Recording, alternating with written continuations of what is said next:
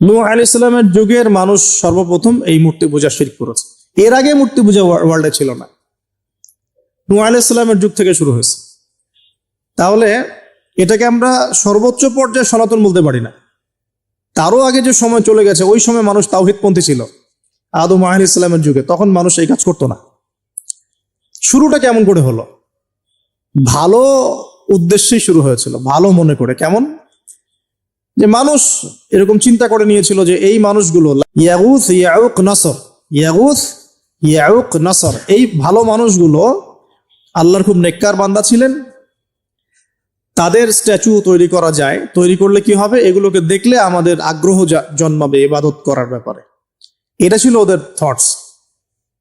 শয়তান এভাবেই তাদেরকে ইনফ্লুয়েন্স করেছিল আর কি। তারা তাই করলো। এই জেনারেশনটা যখন মারা গেল, পরের জেনারেশন যখন আসলো, তখন শয়তান ওদেরকে বুঝালো, ধরেন 100-200 বছর পরে বুঝালো যে ওরা খুব ভালো মানুষ ছিল, ওদের মূর্তিকে মসজিদের বাইরে না রেখে ভিতরে ঢুকিয়ে ফেলো। তাদেরকে সিজদা করতে হবে না, ভিতরে ঢুকিয়ে ফেলো, ইবাদতে মনোযোগ আসবে। পরের জেনারেশন এই কাজটাই করলো।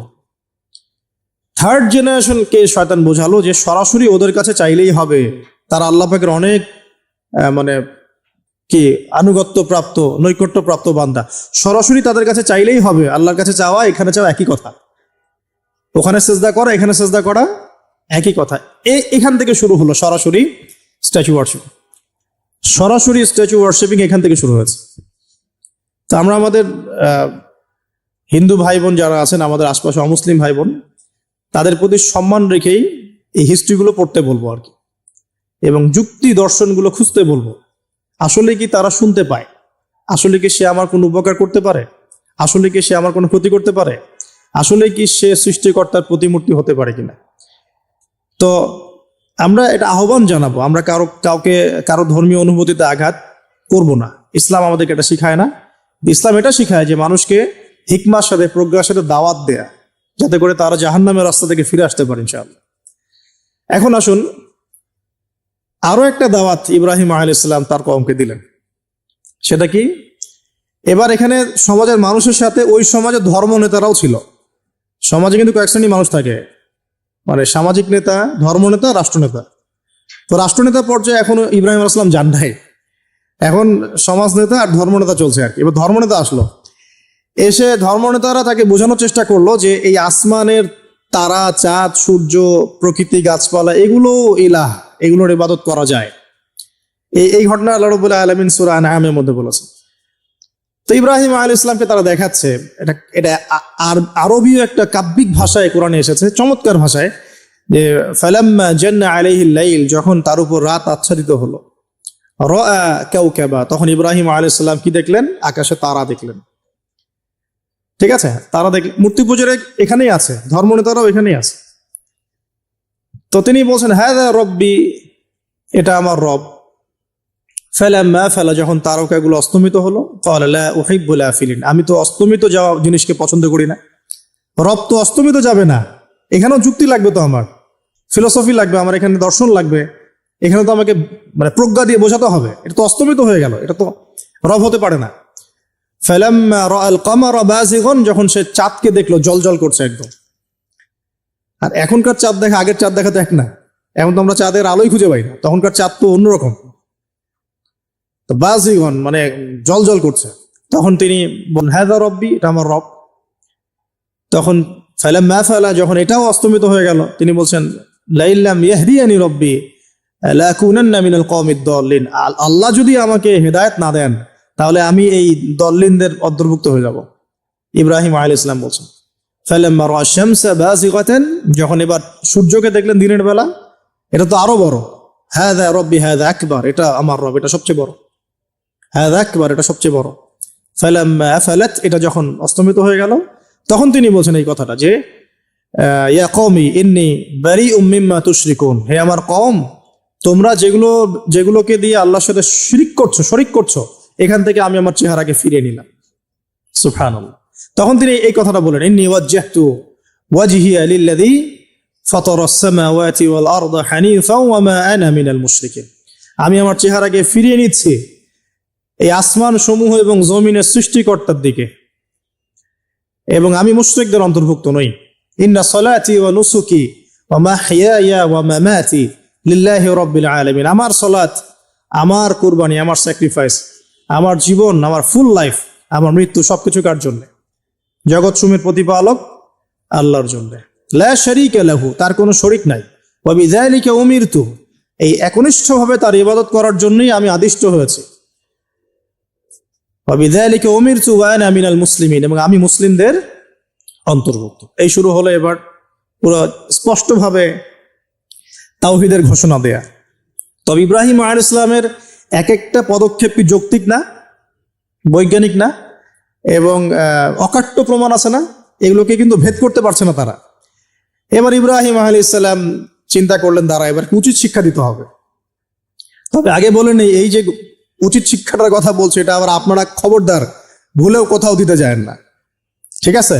এটারও সময় আছে। ইব্রাহিম আলাইহিস সালামের সাথে নবী সাল্লাল্লাহু আলাইহি ওয়াসাল্লামের জীবনের মিলের কথা বলছিলাম। নবী সাল্লাল্লাহু আলাইহি ওয়াসাল্লাম মক্কা বিজয়ের আগে কি কখনো মূর্তির গায়ে হাত দিয়েছেন কিনা বলেন? দিয়েছেন না। যখন মক্কা বিজয় হয়ে গেছে, পুরো স্টেটই আপনার, অথরিটি আপনার, তখন আপনি আপনার অ্যাকশন নিতেই পারেন, সেটা আপনার ব্যাপার। তখন আপনি কি করবেন? মুহাম্মদ সাল্লাল্লাহু আলাইহি ওয়াসাল্লাম কাবা ঘরে ঢুকে তখন মূর্তি ভেঙেছেন এবং বলেছেন ওয়াকুল জাআল হক ওয়া যাকাল বাতিল ইন্নাল বাতিলা কানা যাহুকা, তাই না? তো ইব্রাহিম আলাইহিস সালাম এবার শিক্ষা দেওয়ার চিন্তা করছেন। তিনি বলছেন যে যখন এরা মেলাতে যাবে, ওই উৎসবে যাবে, তখন আমি এদেরকে দেখে নিব। এটা কুরআন চমৎকার ভাবে বলেছে যে ইয ক্বালা লিআবিহি ওয়া কওমিহি মাযা তা'বুদুন ইফকান আলিহাতান দুনাল্লাহি তুরিদুন ফামা যান্নুকুম বিরাব্বিল আলামিন। হ্যাঁ, ফারাগা ইলা আলিহাতিহিম ফাকালা আলা তা'কুলুন। ইব্রাহিম আলাইহিস সালাম এবার যখন ওরা মেলায় চলে গেছে, যাওয়ার আগে আবার ইব্রাহিম আলাইহিস সালাম বলছিলেন যে ইন্নী সাকিম, আমি হচ্ছি অসুস্থ। আমি কি অসুস্থ? নাযারা নাযরাতান ফিন নুজুম। ইব্রাহিম আলাইহিস সালাম রাতের বেলা আকাশের দিকে তাকালেন একবার, তাকিয়ে ওদেরকে বললেন যে ইন্নী সাকিম, আমি অসুস্থ। এটা কৌশল, আমি অসুস্থ, এটা কৌশল। এই কৌশল আবার সব জায়গায় ঘাটাতে যায় না আর কি। তো এবার যখন তারা চলে গেল, ফারাগা ইলা আলিহাতিহিম ফাকালা আলা তা'কুলুন, এবার তিনি ওই মূর্তি গৃহ যেটা ওদের, ওখানে ঢুকে বলছেন যে আলা তা'কুলুন, তোমাদের কি হলো, খাচ্ছ না কেন? কাদেরকে বলছে এই কথা? মূর্তি, খাচ্ছ না কেন? আলা তা'কুলুন। ফারাগা ইলা আলিহাতিহিম ফাকালা আলা তা'কুলুন মা লাকুম লা তানতিকুন, কি হলো, কথা বলছো না কেন? মা লাকুম লা তানতিকুন, কি হলো, কথা বলছো না কেন? এবার ফারাগা আলাইহিম দরবান বিল ইয়ামিন, এবার ইয়ামিন মানে ডান হাত, ডানাতে যা পেয়েছিলেন আর কি, তা দিয়ে সবগুলোকে ভেঙে চুরমার করে ফেলছে। ব্যাস, এবার ওরা যখন আসলো, এসে বলছে যে আনতা ফাআলতা হাযা বিআলিহাতিনা ইয়া ইব্রাহিম, হে ইব্রাহিম, তুমি কি আমাদের উপাস্যদের সাথে এই কাজ করেছো? ইব্রাহিম বলছেন লা, না, বাল লা আসলে কোরআনে নাই, আমি নিজের মতো করে বললাম আরবি বলতে বলতে। বাল ফাআলাহু কাবীরুহুম হাযা, বরং এই বড়টা এই কাজ করছে। এর মধ্যে সবচেয়ে বড় যেটা আছে, এই বেটার কাজ, আমি করি নাই, আমি তো করি নাই। তখন ওরা তো এটা তো হতভম্ব হয়ে গেল, যে সে বলছে যে তুমি তো জানো, তুমি তো খুব ভালো করেই জানো যে তারা কথা বলতে পারে না, নড়াচড়া করতে পারে না, কিছুই করতে পারে না। তখন তিনি বললেন, তাহলে তোমরা কেন এমন ইলাহের উপাসনা করো যে কথাও বলতে পারে না, শুনতেও পারে না, দেখতেও পারে না, তোমার উপকারও করতে পারে না, ক্ষতিও করতে পারে না? কিন্তু এবারও কিন্তু যুক্তি নাই, কোনো তাদের কাছে কোনো দলিল নাই, কোনো প্রমাণ নাই, কোনো যুক্তি দর্শন কিচ্ছু নাই। এবার শুরু হলো জুলুম। জালেমের কাজ কি? যুক্তি, জ্ঞান, দর্শন, বিজ্ঞান এগুলো দিয়ে যখন পরাস্ত, এগুলো দিয়ে পারছি না, এবার পেশি শক্তি। এবার কি? পেশি শক্তি। ব্যাস, এবার পেশি শক্তি। ইব্রাহিম আলাইহিস সালামকে নিয়ে যাওয়া হচ্ছে নমরুদের দরবারে। এবার চলো, এবার তোমার আজকে খবর আছে। এবার পুরো রিমান্ড হবে 7 দিনের। একদিন রিমান্ড হলেই অবস্থা খারাপ হয়ে যাওয়ার কথা। ইব্রাহিম আলাইহিস সালামকে এবার নিয়ে যাচ্ছে ধরেন নমরুদের কাছে। কি যে হবে আল্লাহ ভালো জানেন। ইব্রাহিম আলাইহিস সালাম যখন যাচ্ছেন, তখন কি তিনি জানতেন যে আল্লাহ পাক তাকে আগুন থেকে বাঁচাবেন? এই ঘটনা যে ঘটবে তিনি কি জানতেন? আচ্ছা, আমরা না হয় জানি যে এমনটা হয়েছিল। ইব্রাহিম আলাইহিস সালাম ওই সময় তো আর জানতেন না যে কি হতে যাচ্ছে। তার মানে তার ওই সময় তার ইমানের তেজ, তার স্থিরতা, ইস্তেকামা এবং তাওয়াক্কুল কত বেশি ছিল। তাকে নিয়ে যাওয়া হচ্ছে। এবারে নমরুদের সামনে দাঁড় করিয়ে নমরুদ এবার একটু মজা নিয়ে জিজ্ঞাসা করলো যে কে তোমার রব? ওই কবরের প্রশ্ন করার মতো, মান রব্বুক, তোমার রব কে? তো ইব্রাহিম আলাইহিস সালাম বলছে রব্বি আল্লাযী ইউহয়ী ওয়া ইউমীত, আমার রব তিনি যিনি জীবন দেন মৃত্যুও দেন। এবার নমরুদ বলছে ক্বালা আনা উহয়ী ওয়া উমীত, আমি তো জীবন দিই আর মৃত্যু দেই। কিভাবে? একজন এই যাবজ্জীবন প্রাপ্ত আসামিকে ডেকে নিয়ে ছেড়ে দিল, দিয়ে বললো যে জীবন দিলাম, আর একজন আসামিকে ডেকে তৎক্ষণাৎ মৃত্যুদণ্ড দিয়ে মৃত্যু দিলাম। তো ইব্রাহিম দেখলেন আলাইহিস সালাম এ তো মোটা বুদ্ধির মানুষ, কারণ যে যত বড় জালেম হয় তার বুদ্ধি তত মোটা হয়, কিন্তু এটা মাথা রাখবেন। ফেরাউনের মতো জুলুম মানুষের বুদ্ধি লোপ করে দেয়, আর শিরক মানুষের মধ্যে ভয় সঞ্চার করে। যখন যখন আপনি শিরক করতে থাকবেন মনে খুব ভয় কাজ করবে। এবং মুশরিক বাহিনী কখনো ইসলামের বিজয় লাভ করতে পারে নাই। যে মুসলিম সেনাবাহিনীর মধ্যেও শিরক ছিল না, ওরা যুদ্ধের মাঠে পরাজিত হয়ে গেছে। ইতিহাস ঘাটবেন, মুসলিম যে সেনাবাহিনীর মধ্যে শিরক ছিল ওই সেনাবাহিনী পরাজিত হয়ে গেছে। আবার অল্প গুটি কয়েক সেনাবাহিনী তারা তাওহীদপন্থী ছিল, তারা জয়লাভ করেছে। ইতিহাস ঘেটে দেখবেন। তো জুলুম কি করে? বুদ্ধি লোপ পায়। নমরুদের বুদ্ধি লোপ পেয়ে গেল। তো ইব্রাহিম আলাইহিস সালাম বলছেন রব্বি আল্লাযী ইউহয়ী ওয়া ইউমীত, এ তো এটা বুঝলো না। তাহলে ইন্নাল্লাহ তাআলা ইন্নাল্লাহ ইয়াতি বিশ-শামসি মিনাল মাশরিক ফাতি বিহা মিনাল মাগরিব। ইব্রাহিম আলাইহিস সালাম বলছেন যে আল্লাহ রাব্বুল আলামিন, আমার আল্লাহ, তিনি পূর্ব দিক থেকে সূর্য উঠান। তো তুমি যদি ইলাহ হয়ে থাকো তাহলে পশ্চিম দিক থেকে উঠাও। এটা আরো বড় অকাট্য দলিল হলো। তার অবস্থাটা আল্লাহ ব্যাখ্যা করছেন এভাবে, আল্লাহ বলছেন ফাবুহিতাল্লাযী কাফার, কাফের একদম হতভম্ব হয়ে গেল। একদম হতভম্ব হয়ে তো লাভ নাই, বেশি শক্তি আছে আমার। তোমার যুক্তি, বিজ্ঞান, দর্শন, থিওরি তো আমার দরকার নাই। তোমার দিনের জ্ঞানের এলিমেন্ট তোমার দরকার নাই। তোমার ওয়াজ নসিহতের আমার দরকার নাই। আমার কাছে কি আছে? বেশি শক্তি আছে, পিঠায় সব সিধা করে ফেলাবে একেবারে।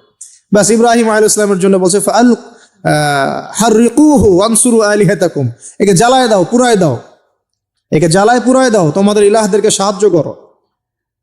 আল্লাহ পাক অন্য জায়গায় বলছেন যে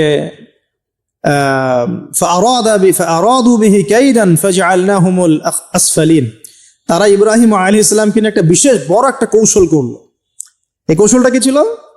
তাকে অগ্নিকুণ্ডের মধ্যে ফেলে দেওয়ার একটা চেষ্টা করলো, আগুন জ্বালিয়ে রাখলো। বলা হয় 40 দিন, এগুলো হিস্ট্রি বা তাফসীরগুলোতে আসছে, আমি just Quran text to the point বলছি। তো আগুন দাউ দাউ করে জ্বলতে লাগলো, ওই ব্যাবিলন ওখানকার সব মানুষ দেখছে বিষয়টা। তো ইব্রাহিম আলাইহিস সালামকে ফেলে দেওয়া হবে। দেখেন, যখন ফেলে দেওয়া হবে তখন কি ইব্রাহিম জানতেন যে তিনি আগুনে পুড়বেন না? তিনি তাহলে প্রস্তুত ছিলেন, তিনি তখন জীবন দেওয়ার জন্য প্রস্তুত ছিলেন। ঠিক আছে, এখন তাকে ফেলে দেওয়া হচ্ছে, ঠিক ওই সময়ে জিবরাইল আলাইহিস সালামের আগমন। সুবহানাল্লাহ। তিনি এসে বলছিলেন যে আমার কাছে কোনো হাজত আছে নাকি আপনার? তখনও ইব্রাহিম আলাইহিস সালাম বলেছেন আপনার কাছে আমার কোনো হাজত নাই। হাসবি আল্লাহ ওয়া নি'মাল ওয়াকিল, এই যে কথাটা আমরা বলি হাসবুনাল্লাহ ওয়া নি'মাল ওয়াকিল, হাসবি আল্লাহ ওয়া নি'মাল ওয়াকিল, ইব্রাহিম আলাইহিস সালাম বললেন আল্লাহই আমার জন্য যথেষ্ট এবং তিনিই আমার উত্তম কর্মবিধায়ক। বাস এরকম মোমেন্টে বান্দা যখন আল্লাহকে এভাবে চাবে, আল্লাহ রাব্বুল আলামিন না এসে পারবেন? কখনোই পারবেন না ইনশাআল্লাহ তাআলা। তখন আল্লাহ রাব্বুল আলামিনের আদেশ চলে আসলো, ইয়া নার, হে আগুন, কুনি বারদান ওয়া সালামান আলা ইব্রাহিম, ইব্রাহিমের জন্য ঠান্ডা হয়ে যাও, শীতল ঠান্ডা হও, মানে খুব শীতল না, বা আরামদায়ক শীতল ঠান্ডা হয়ে যাও। সুবহানাল্লাহ।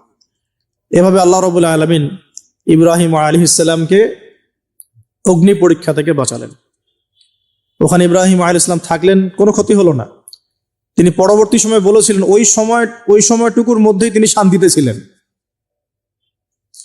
ওই যে বললাম না, অনেকে যে নির্যাতন নিপীড়নের শিকার হয় তারপরে বলে যে ওই সময়টুকুই ভালো ছিলাম, আল্লাহকে পেয়েছিলাম, তেলাওয়াত বেশি ছিল, তাহাজ্জুদ বেশি ছিল, পরে ফিতনার যুগে চলে আসছি।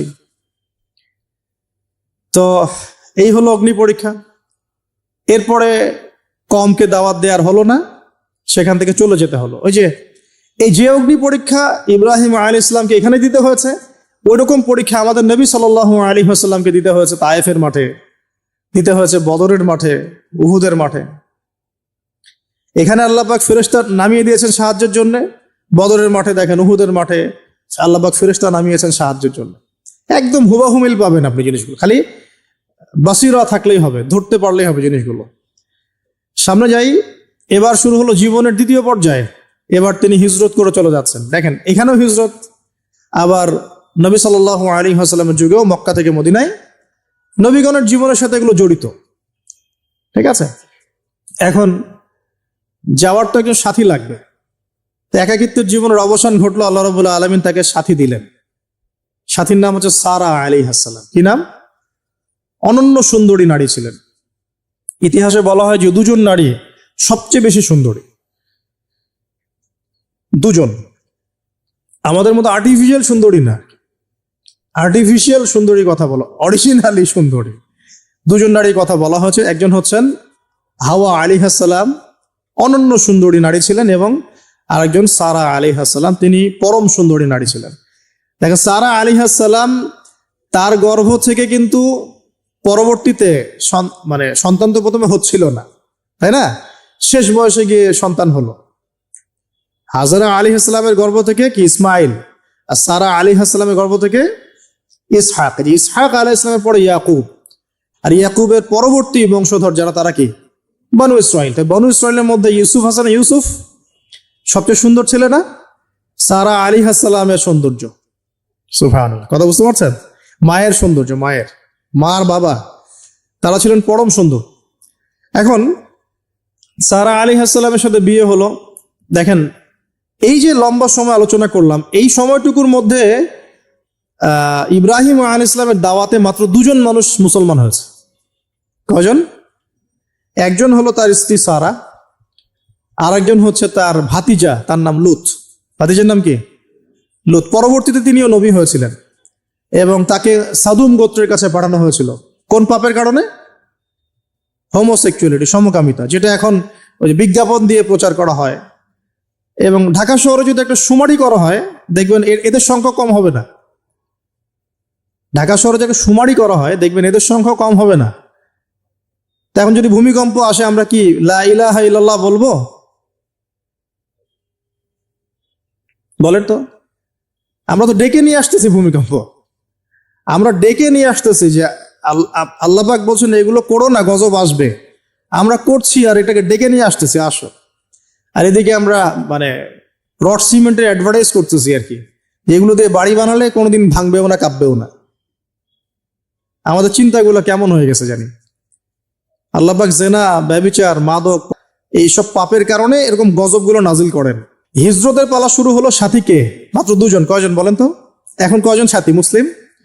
দুজন, সারা আলাইহিস সালাম এবং লূত আলাইহিস সালাম। এবার হিজরতের পথে একটা ঘটনা আছে। হিজরতটা হয়েছে কোথায়? ব্যাবিলন থেকে কেনানে। কোথায়? কেনান। কেনান কোন জায়গা? এটা শামের অন্তর্ভুক্ত একটা জায়গা। শাম মানে শুধু সিরিয়া নয়, বরং এটার একটা বড় ব্যাপ্তি আছে। প্যালেস্টাইন, জেরুজালেম এর অদূরেই শামের মধ্যেই, প্যালেস্টাইন জেরুজালেমের অদূরেই এই কেনান একটা জায়গা ছিল। এখানে খালিল নামে একটা জায়গা এখনো আছে। কি নামে? খালিল, বর্তমান নাম খালিল। ইব্রাহিম আলাইহিস সালামকে কি বলা হয়? খালিলুল্লাহ, আল্লাহর খালিল। ওই নামটা কিন্তু এখনো এখানে আছে আর কি। এখানে হিজরত করা হয়।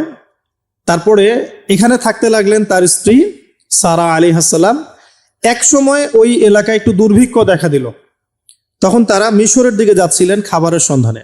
যাওয়ার সময় সেখানে একটা রাজা ছিল। রাজাটা লম্পট টাইপের।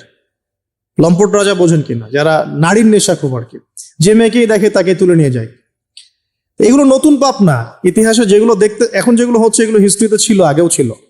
কোরআনে এগুলো সবগুলোকে কেন ব্যাখ্যা করা হয়েছে? কারণ শেষ জামানায় শেষ নবীর উম্মতে এগুলো সবই হবে। শেষ নবীর উম্মতের সময় এই সবগুলো রিপিট হবে, কারণ আল্লাহ পাক সব জানিয়ে দিয়েছেন আমাদেরকে কি হয়েছিল আগে। আমরা হচ্ছে সামারি, পাপের সামারি। সারা ওয়ার্ল্ডের যত পাপ ছিল এগুলো সামারাইজিং করা হয়েছে, এই উম্মত হবে এগুলো উম্মতের মধ্যে। এই জন্য আল্লাহ পাক সতর্ক করেছেন বারবার। এখন এই রাজা সারা আলাইহিস সালামের দিকে চোখ দিল। এখানে আমাদের দিনী বোনদেরকে একটা মারাত্মক নসিহত করতে চাই। এটা আমি পড়ছিলাম যখন গত 3 দিন থেকে, আমি 2 বার এখানে পড়তে পড়তে থেমে গেছে। সারা আলাইহিস সালামকে যখন কিডন্যাপ করা হয়েছে, তখন দুটো কাজ হয়েছে এখানে। এক, ইব্রাহিম আলাইহিস সালাম সাথে সাথেই তিনি নামাজে দাঁড়িয়ে গেছেন। ইব্রাহিম আলাইহিস সালাম কি করেছেন? নামাজে দাঁড়িয়ে গেছেন। আর সারা আলাইহিস সালামের দিকে যখন হাত বাড়াচ্ছে এই আপনার লম্পট বাচ্চা, সারা আলাইহিস সালাম সময় চেয়েছেন যে আমি নামাজ পড়বো, আমাকে নামাজ পড়ার ব্যবস্থা করে দেয়া হোক।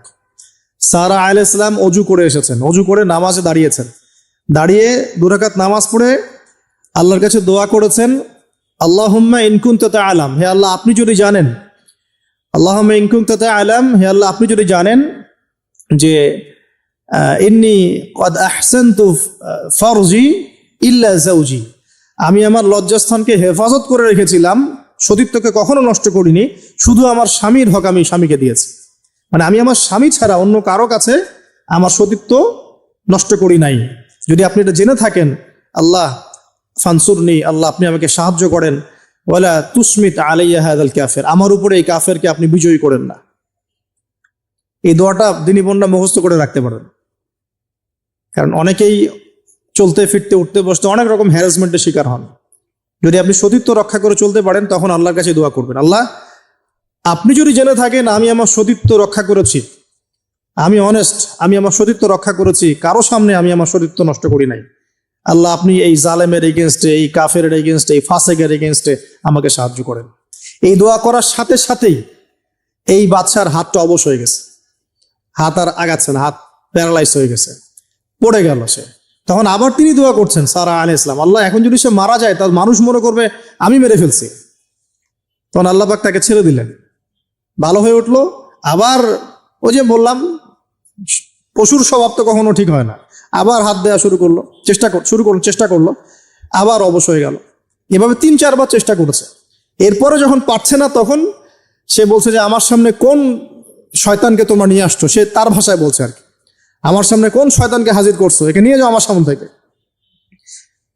তো ছেড়ে দিল। তারপরে সাথে হাজারা আলাইহিস সালামকেও মানে হাদিয়া হিসেবে দিয়ে দিয়েছে, ডেকে নিয়ে যাও। এবার হাজরা আলাইহিস সালাম, সারা আলাইহিস সালাম, ইব্রাহিম আলাইহিস সালাম কেনানে চলে আসলেন। এখন সারা আলাইহিস সালাম তো ভাবছেন তিনি বন্ধা, তিনি ভাবছেন যে আমার সন্তান হচ্ছে না। তখন ইব্রাহিম আলাইহিস সালামের বয়স প্রায় 86 বছর। কত বছর? আর সারা আলাইহিস সালামের বয়স প্রায় 70। তো 70 বছর হয়ে গেছে একটা মহিলার, মনে করেন বাচ্চা কাচ্চা হয়নি, তাহলে তো তার মনে হবে যে আমার মনে হয় বাচ্চা কাচ্চা হবে না, স্বামীর তো বংশ বাড়ছে না, তো বংশ রক্ষার স্বার্থে আমি তাকে একটা বিয়ে দেওয়ার চেষ্টা করছি। তখন হাজরা আলাইহিস সালামের সাথে তার বিয়ে দেওয়া হয়। এই হলো সেকেন্ড ওয়াইফ। এখনকার পশ্চিমা সভ্যতা অবশ্য আমাদেরকে শিখায় যে একজন নোবেল মানুষ আর কি, মানে a noble man can not marry মানে টুয়াইস থার্ড, এটা শিখায় যে একজন ভালো মানুষ একাধিক বিয়ে করতে পারে না। এটা নোবেলরা মানে পশ্চিমরা শিখায়। কিন্তু ওরা আবার এটা শেখানোর সাথে সাথে তাদের সোসাইটির মধ্যে একজন মানুষ 10টা-20টা মেয়ের সাথে জেনার চর্চা ঠিকই করে, এটা আবার ওখানে অ্যাভেলেবল। তো নবীগণের সুন্নাহ এটা কাদের সুন্নাহ?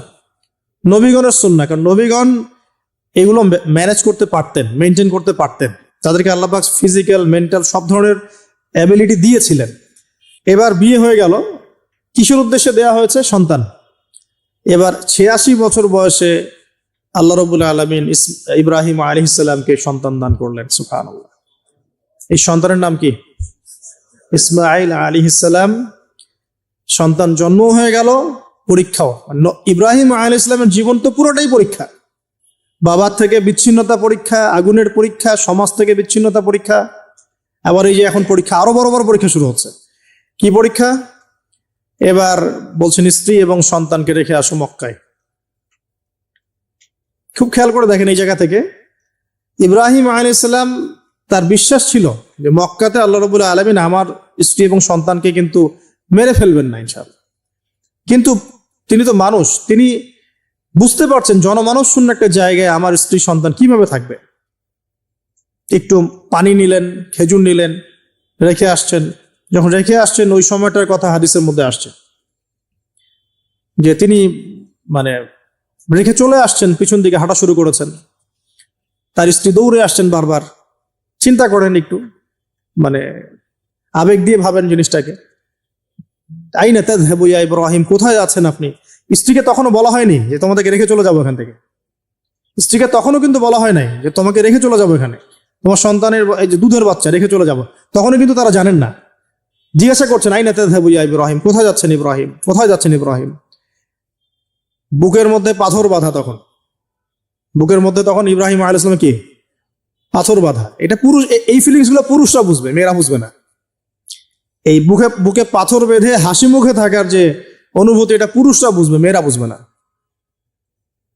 তাই না ব্যাপারটা? তো ইব্রাহিম আলাইহিস সালামের বুকে তখন পাথর বাঁধা, তিনি কথাই বলতে পারতেছেন না, তিনি কথাই বলতে পারতেছেন না। তখন তিনি বললেন যে আপনি কি আল্লাহর হুকুমে রেখে যাচ্ছেন আমাদেরকে এখানে? তখন ইব্রাহিম শুধু মাথা নাড়লেন, মুখ দিয়ে হ্যাঁও বলেন নাই, মাথা নাড়ছেন খালি। তখন মাশা আল্লাহ, এই যে ইসমাইলের মা আলাইহিস সালাম, তিনি বলছেন যে তাহলে আল্লাহ পাক, তাহলে আল্লাহ রাব্বুল আলামিন, আর যদি আপনি আল্লাহর হুকুমেই আমাদেরকে রেখে রেখে গিয়ে থাকেন, তাহলে আল্লাহ পাক আমাদেরকে কশ্চিন কালেও ধ্বংস করবেন না ইনশাআল্লাহ। এমন মহান তাওয়াক্কুলকে দেখালেন স্ত্রী হাজেরা আলাইহিস সালাম। এবার আসেন, উনিও কিন্তু দেখতে পাচ্ছেন যে আশপাশে কোনো মানুষই নাই, জনমানব শূন্য জায়গা, পানি নাই, খাবার নেই, কিছুই নাই। এবার ইব্রাহিম যখন চলে আসলেন, একটা পাহাড়ের আড়ালে গিয়ে দাঁড়ালেন কিছু দূরে এসে, তখন হাত তুলে আল্লাহর কাছে দোয়া করা শুরু করলেন। রব্বি, সূরা ইব্রাহিমের মধ্যে আসছে, রব্বি ইন্নী আসকানতু মিন যুররিয়াতি বিওয়াদিন গায়রি যি যার'ইন ইনদা বাইতিকাল মুহাররম রব্বানা লিয়ুকিমুস সালাহ ফাজআল আফইদাতাম মিনান নাসি তাহওয়ি ইলাইহিম ওয়ারযুকহুম মিনাস সামারাতি লাআল্লাহুম ইয়াশকুরুন। সুবহানাল্লাহ, তিনি দোয়া করছেন, আল্লাহ আমি আমার স্ত্রী এবং আমার সন্তানকে জনমানবহীন পিরান একটা জায়গায় তোমার ঘরের কাছে রেখে আসলাম। আল্লাহ এই কারণে যাতে করে তারা নামাজ কায়েম করে। কি করে? আল্লাহ তুমি মানুষের মনগুলোকে তাদের দিকে ঘুরিয়ে দিও এবং তাদেরকে ফল ফলাদি দিয়ে রিজিক দিও, যাতে করে তারা তোমার শুকরিয়া আদায় করতে পারে। এখনো দেখেন ওই জায়গায় নামাজ ঠিকই কায়েম হচ্ছে, ওই জায়গায় কিন্তু নামাজ পড়েও যেমন শান্তি, নামাজের আসল রুহানিয়াত ওখানে বোঝা যায়। 24 ঘন্টা ওখানে নামাজ তাওয়াফ সাই চলতেই আছে, 1 মিনিটের জন্য বন্ধ হচ্ছে না। দেখেন, তারপরে মানুষের মন অটোমেটিক ওখানে ঘোরানো থাকে। সবাই চায় জীবনে অন্তত একটাবার হজ করতে, একটাবার আল্লাহর ঘর দেখতে। আর পৃথিবীর এমন কোনো ফল পাবেন না সেখানে নাই। অথচ ওখানে কিন্তু খুব কৃষিভিত্তিক কিছু চাষ হয় না, খুব একটা চাষ হয় না। তো ইব্রাহিম আলাইহিস সালামের দোয়ার বরকত দেখেন, কি বরকত! ব্যাস আল্লাহ রাব্বুল আলামিন কবুল করলেন। এবার এই যে খাবার পানি যখন ফুরিয়ে আসলো, তখন এই যে মা হাজেরা আলাইহিস সালাম ছোট ছোট শুরু করলেন সাফা আর মারওয়ায়, সাফা মারওয়ায়। একবার সাফার উপরে ওঠেন, একবার মারওয়া। এখনকার সাফা মারওয়া না, এখন মোজাইক দিয়ে টাইলস করে দেওয়া সাফা মারওয়া না, যেটা আমরা সাই করি, এই সাই সেই সাই না। ওইটা তখন ছিল একদম রুক্ষ একটা জায়গা, জীর্ণ শীর্ণ একদম ভূমি ছিল। আর এখন তো কয়েক তালা হয়েছে। এটা যারা ওমরা হজ করেছেন বা হজ করেছেন তারা জানেন। তো এরকম বিরান জায়গা সাফা মারওয়া, একজন মহিলা, একজন নারী, তার কি জাজবা! সে এই শক্তি কোথায় পাচ্ছে? সেই শক্তি পাচ্ছে কোথায়? সেই তাওয়াক্কুল কোথায় পাচ্ছে? কোন আশা নিয়ে সে ছুটছে আর কি? আর আমরা কোন আশা নিয়ে দুনিয়ার পথে ছুটছি আর কি? পানি, বাচ্চা এদিকে কান্নাকাটি করছে, বাচ্চা কান্নাকাটি করছে, চিৎকার করছে, সে দৌড়াচ্ছে, একবার সাফা একবার মারোয়া, একবার সাফা একবার মারোয়া। আমরা যখন হজ করতে যাই, উমরা করতে যাই, কখনো এই ফিলিংসই আসে না আমাদের মধ্যে। ওইখানে গিয়ে সেলফি উঠানো শুরু করে মানুষ। আমরা গিয়েছিলাম, অবাক হয়ে যায়, ওখানে সেলফি উঠে মানুষ বসে বসে। সাফা মারওয়া সাইর কোনো ফিলিংসই নাই। এটা হাজেরা আলাইহিস সালামের স্মৃতি আল্লাহ পাকের কাছে। এই দৌড়াদৌড়ি এতই ভালো লেগেছে, আল্লাহ পাক কিয়ামত পর্যন্ত রেখে দিয়েছেন। সুবহানাল্লাহ। একজন নারীর সম্মানে এই সন্তান, মায়ের বাঁধন, সুবহানাল্লাহ, এগুলা আসলে বলে বোঝানো যায় না ফিলিংস গুলা। এই 7 বার সাইর মধ্যেই আল্লাহ রাব্বুল আলামিনের এই যে হুকুম চলে আসলো। দেখেন যে ইসমাইলের পায়ের কাছ থেকে পানির ফোয়ারা বের হচ্ছে। এই পানির ফোয়ারা বের করে দিয়ে গেলেন কে? জিবরাইল আলাইহিস সালাম। আর তিনি বলে গেলেন যে তোমরা কষ্ট নিও না, এখানে আল্লাহর ঘর হবে, এই ছেলে আর তার বাবা মিলে ঘর নির্মাণ করবে। এবার তিনি এই যে পানি, জমজম কূপ তৈরি হয়ে গেল, পানি হলো, পানি দেখে পাখি আসলো। কি আসলো প্রথমে? পাখি কিন্তু পানি খোঁজে। এরপরে ওখানে ওই পাখিকে দেখে একদল মানুষ আসলো আর কি। এই মানুষগুলো ইয়েমেন থেকে আসছে। কোত্থেকে? এই গোত্রই পরবর্তীতে আরবে বিস্তার লাভ করেছে। এই গোত্রের মেয়ের সাথে ইসমাইল আলাইহিস সালামের বিয়ে হয়েছে। পরবর্তীতে এই গোত্রের হাত ধরে কোরাইশ বংশ হয়েছে। এবং এই কুরাইশ বংশে আমাদের শেষ নবী মুহাম্মদ সাল্লাল্লাহু আলাইহি ওয়াসাল্লামের জন্ম হয়েছে। বুঝতে পারলেন? এই হলো ইতিহাস। তো তারা পানি চেয়েছিল, তো হাজরা আলাইহিস সালাম বলেছিলেন যে পানি দিতে পারে এক শর্তে, এখানে বসতি স্থাপন করতে হবে। ওরা তো আরো ভালো, বসতি স্থাপন করবো, পানিও পাবো, সব তো আরো ভালো হলো।